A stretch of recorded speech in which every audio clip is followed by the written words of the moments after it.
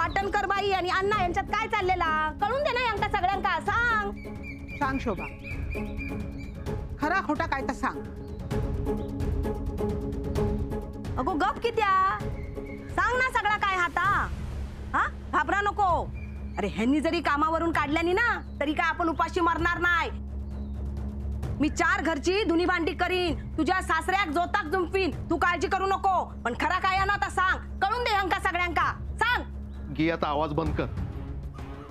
आई तिच्या नादाक लागतस. नाही दत्ता, आज कायदा खरा खोटा होऊन जाऊ दे. हे का पण कळू दे, खायच्या बाईवर चिखल उडवता. आय तर रवान दे सगळं. तुम्ही चला आज चला. नाही गो, माका पण माहित आहे ह्याच्यात काही तथ्य नाही. हा पण हे का पण शोभाच्या तोंडून ऐकून दे. सांग शोभा, खायसर बघलस तू ह्या दोघांका?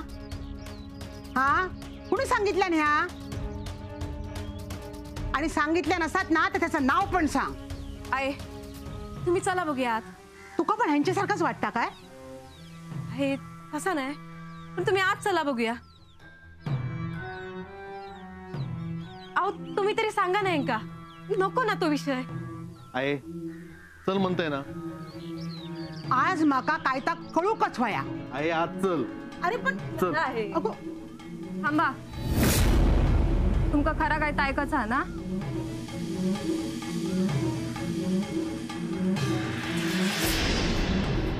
सांग खरा काय ता सांग. ह्यांच्या डोळ्यावर झापडा पडलेली असत ना ती उघडून दी. मी अण्णांका पाटणकरांच्या घराकडे येलेला बघितलंय.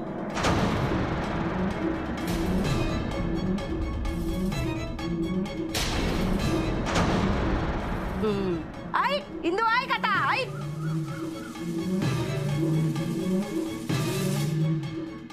पण समजतं तसं नाही हो.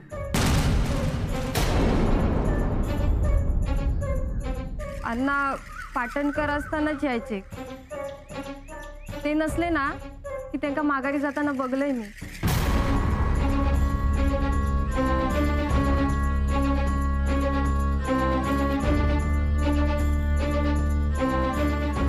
अगो काय सांगतेस या? खूळ लागलेला काय तुका?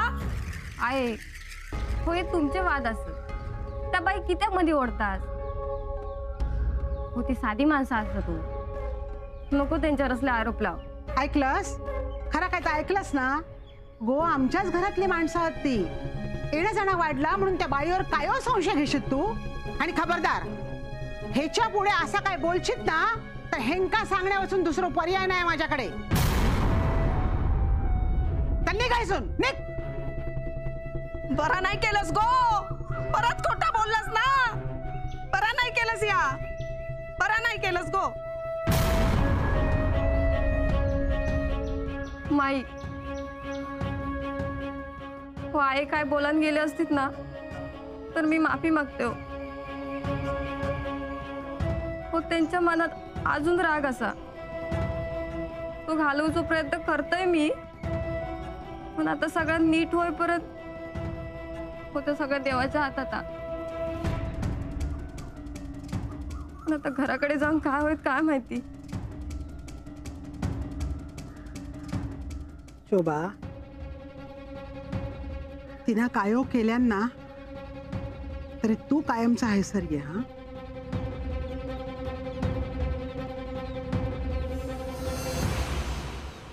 जगू, ज्या मी तुका सांगताय त्या तुका कळता? अण्णा तू जा माका सांगताय त्याच माका कळता. बाई कधी कळली हा का रे? अरे ती जर कळात तर जगात तो ज्ञानी पुरुष. मगे तो ज्ञानी पुरुष तुझ्या समोर बसलेलो हा. अण्णा वय बाई गळणा महाकठीण आहे. तिका तिच्या मर्जीन वागूचा लागता. दुखून चालत नाही. तिच्या कलाकलांनी घेतलंस तर बरा. नाहीतर ती बाई तुमका गुडघे टेकवूक लावी. एका पण मन असतं रे. अण्णा या जर इंदू वहिनीनं ऐकल्या तर ढसा ढसा रडतली. याचा कोण बोलता? मग ह्या कोणाच्या बाबतीत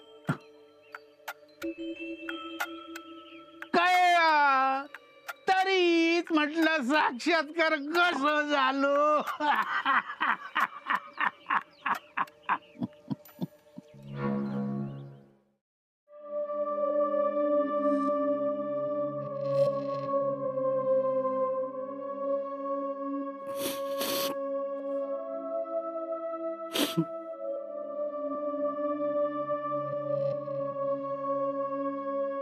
आहे वच्चीचा स्वभाव माहित असेल तुका. तोंडा केता बरळत होता. तू किती वच्चीचं बोलणं मनाक लावून घेतस. आगी ते तुझी सवय साथी कळता रे म्हाका, पण बोलण्यात काय मर्यादा. ते पाटण करा दोघं कशी असंच माहित ना तुका. अरे देव माणसं असत ती, साधी माणसा. गावात कोणाच्या अध्यात ना मध्यात आपला आपण करीत असतात. गावात कोणाकडे जाणं येणं असत तर आहे सरच मनाने नासा म्हणायचा. अरे त्या पाटणकर बाईंका कळला तर त्यांना काय वाटत. आपल्यासाठी काय काय नाही केल्यान त्यांना. प्रत्येक वेळी आपल्या मदतीक धावून नेली. अरे घरात काय कार्य असला तर दोघा जण आपल्या मदतीक येतात. त्याच तिच्या डोळ्यात खुपता एवढाचा की ते दोघांका या काय कळतं का माने. आहे समजूतदार असत ते. तू आता कसलंच विचार करू नकोस. डोळे पुस आधी. पुस म्हणताय ना.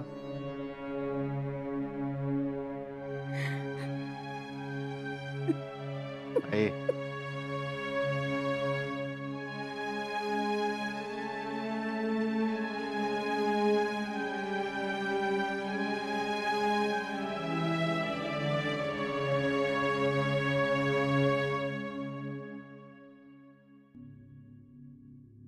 काय हो, काय म्हणत होते आई? काय नाही, रडत होती. तुम्ही समजवलं असाल. आणखी काय हातात. तिने पण समजून घेतलं नाही असं. होय आता गपरवली. हा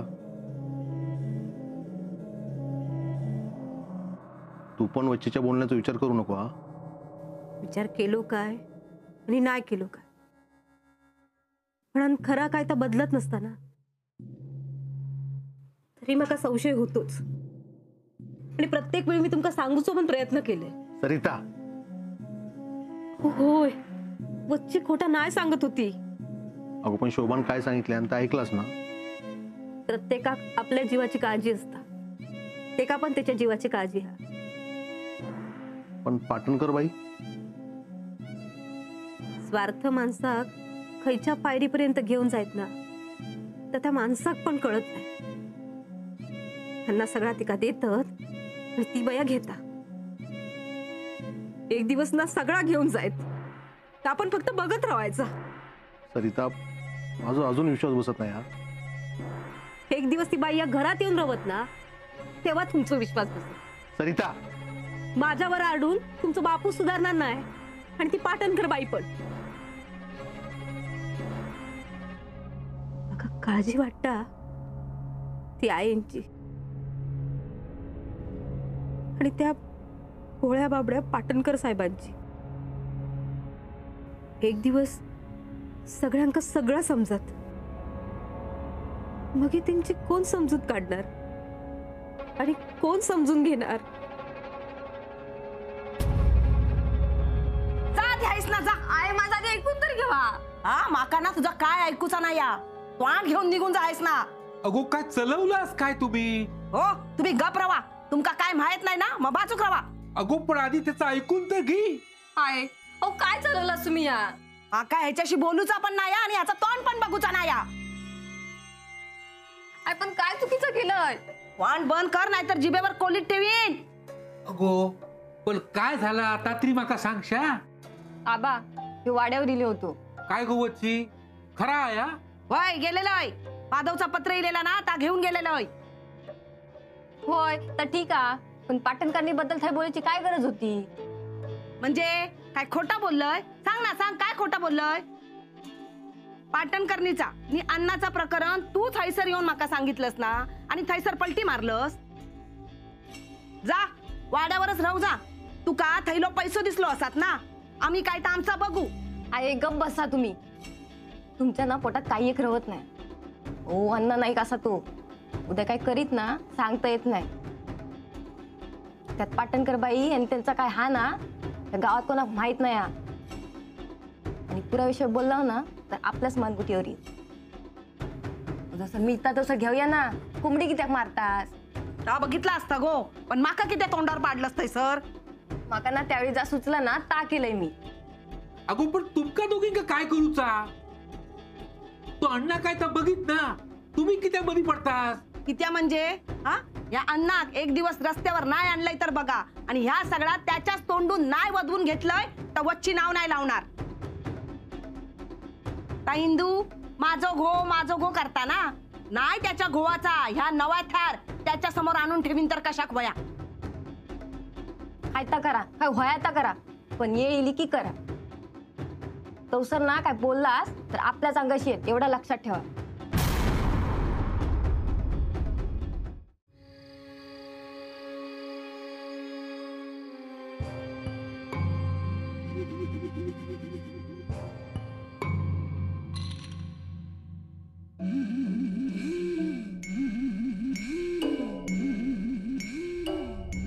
हो एका बाईक बदनाम करू कायच वाटणार नाही तुका. हो हिंदू, तुका कळणार नाही ती बाई कशी हाती. तुझ्या माझ्यासारखंच असा ना संसार हा तिचो या पोरा पदरात. ताच मी म्हणतोय. अगो पदरात पॉर असताना ही सगळी थेरा चाललेली असत. एक दिवस अण्णा त्या काय ह्या घरात तुझी सबत म्हणून घेऊन येईल बघ.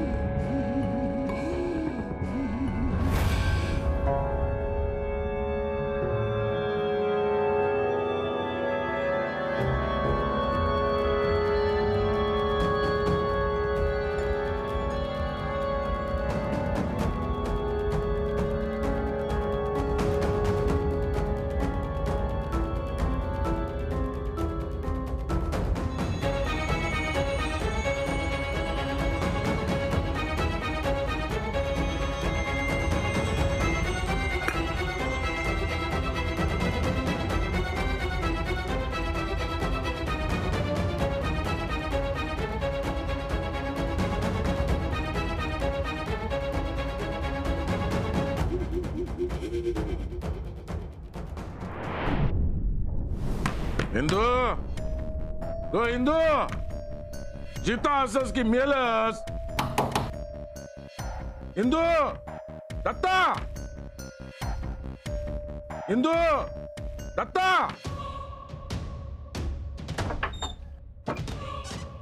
हिंदू तो हिंदू जिता असस की मेलस. दत्ता अयो काय होतास? वाच डोळं लागलं होतं. कायमचं मिटलो नाही ना डोळं. सांभाळ. ए बाजूकरा अहो पडलं असतच तुम्ही. उठा. हा सावकाश चला, सावकाश चला. ओ असे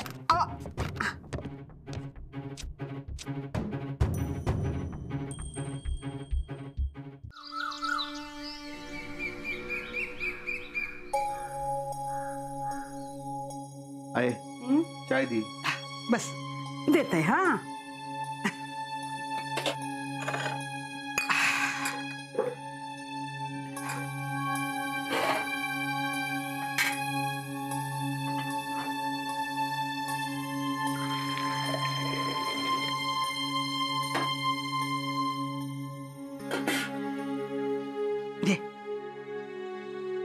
बटर खातलस? नाही नको. अरे खा रे. अरे एकदा कामाक जुंपलंस ना की खाऊची पिऊची शुद्ध नसता रे तुका. निस्ता आपला राबायचा. बरा सरिताची तब्येत बरी असा ना? होय. मग अजून उठला कसा नाही? कधीचाच उठला. सगळं आवरल्यान मग माका उठवल्या. मग गेला खय? सकाळपासून दिसलाच ना. काय असा मग? हे बाय खय गेला?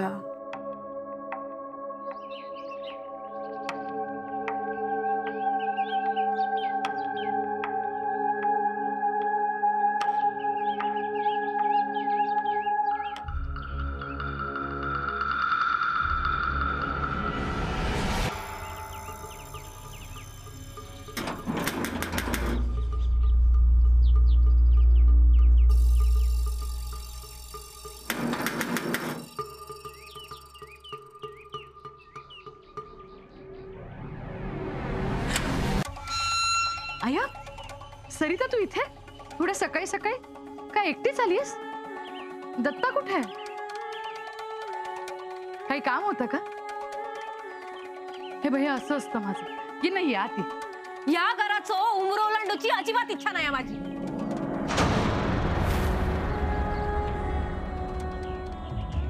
अगं काय झालंय?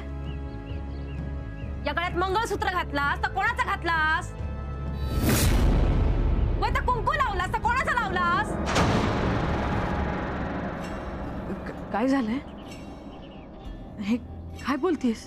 पाटणकर बाई, तुमका काय वाटता तुमचा अण्णान वागडा जा काय चालला तर काय कोणाकच माहिती नाही? अगं सरिता, तुझा ना काहीतरी गैरसमज झालाय. गैरसमज ना आयनचो झालो तुमच्याबद्दल. सगळ्यांच्यातला ना सगळ्यात चांगलाच दिसता हो त्यांका. म्हणून तुमचा खरा रूप त्यांनी ओळखला नाही. गळ्यात ह्या मंगळसूत्र एकाच्या नावाचा घातलात ना आणि परक्या माणसा वांगडा शी अहो कायच कसं नाही वाटत तुमका? तुमचा आमच्या घराकडे किती येण्या जाणं असता तर काय माका कळत ना. माका तुम्ही स्वतःच्या घरात ठेवून घेतला आणि अण्णा फक्त तुम्ही सांगितलास म्हणून घरात माका जिता घेऊन गेले तर कित्या? माका काय कळला नाही. आयंका घराबाहेर काढी होते तेव्हा तुम्ही येऊन थांबवलास. माझ्या पोराक घराबाहेर काढी होते तेव्हा पण तुम्हीच येऊन थांबवलात. खयच्या हक्कान थांबवलात? मला सगळं माहिती असा. पण आयंका तुमचं मोठेपणा वाटतं. कौतुक करतात तुमचा. ते का काय माहिती की तुम्ही कसे असा. अण्णा आई बरोबर कसेही वागले काय हो बोलले ना तरी सगळं सहन करतात. पण आयंका कल्पना पण नसत की तुम्ही त्यांचा संसार मोडूक निघालास. ते साधे हसत होते. मनात लय प्रेमळ असत. म्हणान त्यांका कोणाचं वाईट दिसत नाही. पण तुमचा ना तोंड पण आयन बघू नये ना इतक्या वाईट असस तुम्ही. हो आमच्या घराचा नाही पण निदान स्वतःच्या संसाराचो, स्वतःच्या गोवाचो, स्वतःच्या सोन्यासारख्या पोराचो तरी विचार करायचो ना. कायच वाटत नाही तुमका? लाज ऐकून खालास? सरिता, मी तुझं सगळं म्हणणं ऐकलंय. आता या विषयावर मला काहीच बोलायचं नाही. निघ तू. हैसर थांबूची माझी पण इच्छा नाही. पण आयंका जर कळला आणि त्यांचा काय झाला ना तर मी घाबरवचंय नाही. माझी सासू माका माझ्या आवशी सारखी असते.